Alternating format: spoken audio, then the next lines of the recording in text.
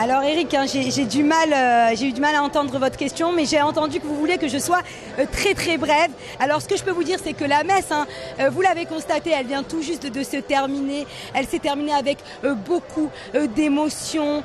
C'est passé vraiment du rire aux larmes de joie. Un moment donc très fort pour les catholiques présents, mais aussi pour les visiteurs, hein, d'autres confessions qui ont pu partager un moment très fort aussi de rencontre, hein, et de spiritualité. Alors, le pape François a prononcé un discours, il a parlé brièvement à l'Assemblée, un discours durant lequel il a tenu à remercier le roi Mohammed VI, Amir al-Mu'minin, commandeur des croyants, pour son invitation, ainsi que les autorités et toutes les personnes qui ont contribué au bon déroulement de ce voyage. Alors, le pape a évoqué la figure de Saint François d'Assise, qui en pleine croisade est allé rencontrer le sultan El-Malik Al-Kamil. On en a beaucoup parlé.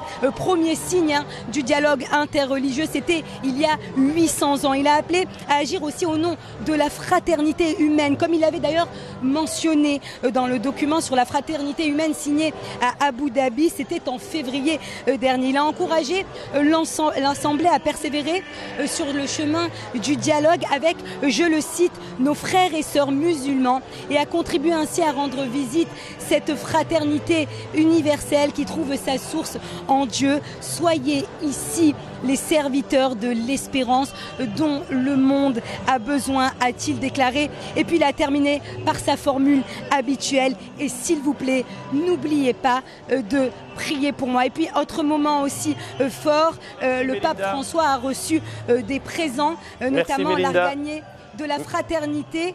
Merci Mélinda. Merci Mélinda, merci beaucoup.